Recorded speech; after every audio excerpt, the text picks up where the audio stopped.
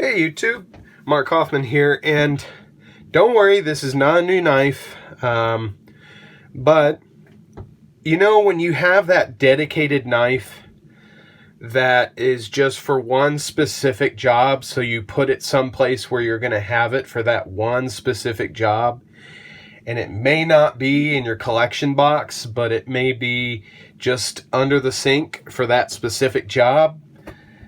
That was this knife, and my wife and I are getting ready to move, and I forgot I even had this knife. This knife was under the sink in the guest bathroom, and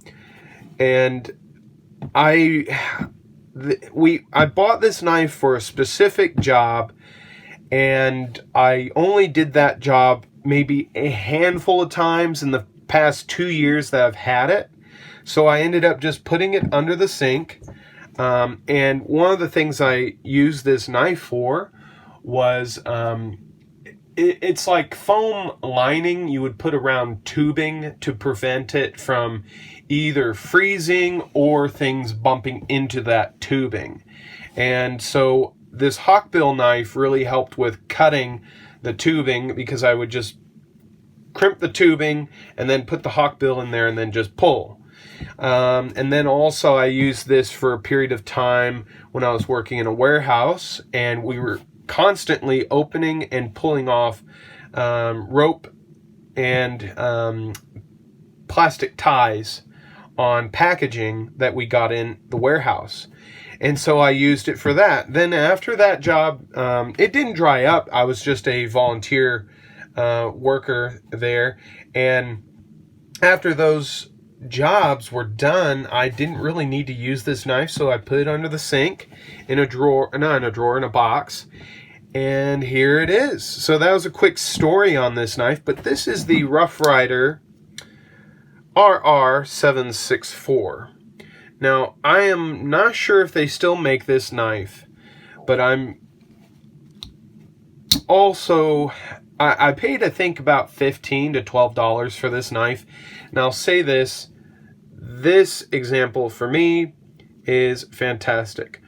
I will say, after using it in some hard situations, that the liners could have been either thicker or they could have put a stainless steel pin here, because, I mean, with a little bit of force, you can see the liners bow with pressure.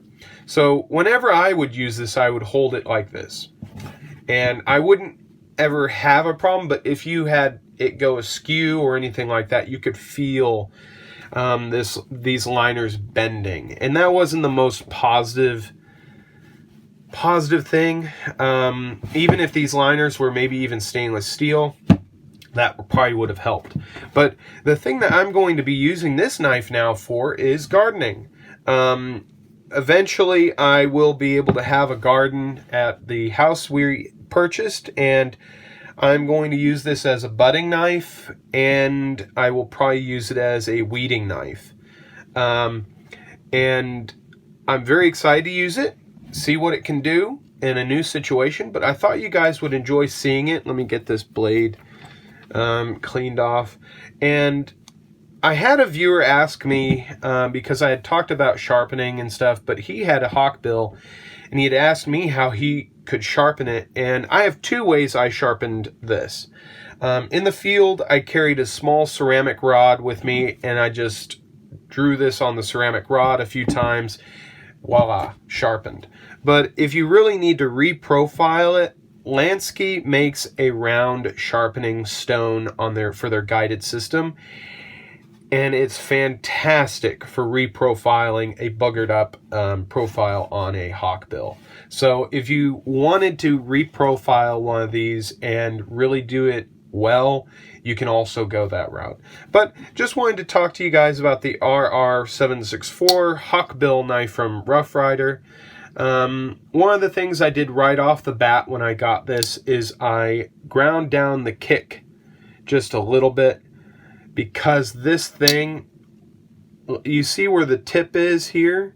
It was like right there.